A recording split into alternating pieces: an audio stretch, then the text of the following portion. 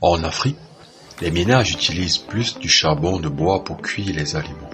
Ce charbon provient des bois récoltés dans diverses forêts ou encore de la collecte des rubus auprès des scieries. Les techniques utilisées en Afrique pour produire ce charbon sont traditionnelles et néfastes pour l'environnement avec des rendements pondéraux faibles, aux alentours de 10 à 18% et le charbon très souvent obtenu est de qualité médiocre. C'est dans un tel contexte que la Fukaso Forest Work, à travers des expériences effectuées sur le terrain, vulgarise une technique de carbonisation basée sur des améliorations de la technique dite traditionnelle. Cette vidéo pourra être utilisée comme outil d'appui pour les leçons et unités d'enseignement dans le cadre de formation en pyrolyse et carbonisation du bois dans des lycées techniques et filières de métiers bois, comme par exemple la FASA, l'ISAB et bien d'autres. Comme première amélioration, le séchage du bois.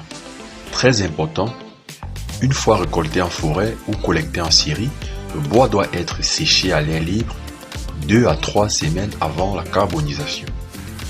Le séchage du bois permet d'obtenir approximativement des bois à taux d'humidité identique dans la meule. Deuxième amélioration. Préparation de l'air de carbonisation. La surface sur laquelle sera montée la meule doit être plane et bien nettoyée et orientée suivant la direction du vent dominant. L'emplacement de la meule est ensuite délimité. Troisième amélioration. Création des évents qui vont permettre la circulation de l'air à l'intérieur de la meule et surtout la régulation des températures au cours de la carbonisation. Des longerons sont apposés dans la longueur de la meule et servent de support au bois à carboniser et à l'aération de la charge. Une nouvelle amélioration consiste d'abord à charger les bois de petit diamètre dont la combustion partielle va permettre une bonne carbonisation des bois de plus gros diamètre se trouvant au milieu, le long de la meule. Il doit exister le moins de vide possible entre les bois pour une combustion homogène des pièces de bois. Quatrième amélioration, la mise en place d'un orifice d'allumage pour l'allumage à partir de la base de la meule. Cet orifice est situé dans le sens opposé du vent dominant pour permettre une carbonisation optimale du bois. Une fois tous les bois classés, on procède au recouvrement de la meule. Cinquième amélioration, il s'agit de mettre des matières végétales, par exemple herbes, feuillages d'arbres, paille, etc., sur différentes faces de la meule avant de mettre en place des mottes de terre. C'est dans le même but d'assurer une bonne étanchéité de la meule qu'il est important d'apporter de la terre pour combler les interstices entre les mottes. Après une dernière vérification de l'état des évents, le charbonnier procède à l'allumage de la meule à partir de l'orifice d'allumage préinstallé. La meule étant à présent allumée, on peut boucher l'orifice. La carbonisation dure ensuite 3 à 12 jours de conduite en fonction de la taille de la meule.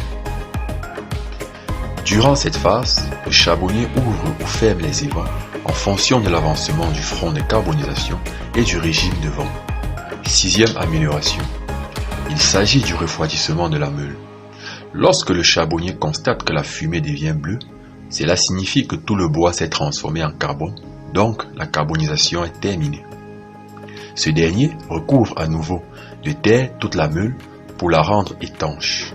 Ensuite, il laisse 2 à 4 jours en fonction de la taille de la meule pour que celle-ci se refroidisse.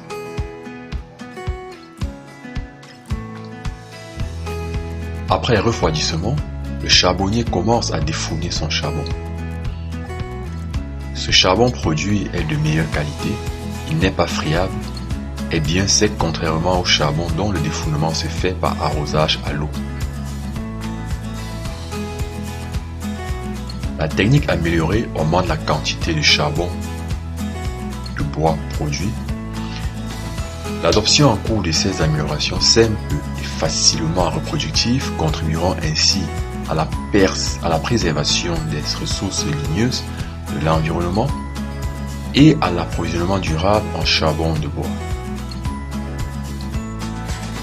Si vous avez regardé attentivement cette vidéo, cliquez sur la cloche de notification, abonnez-vous, likez et surtout commentez, car vos remarques et critiques nous permettront d'améliorer pour votre satisfaction.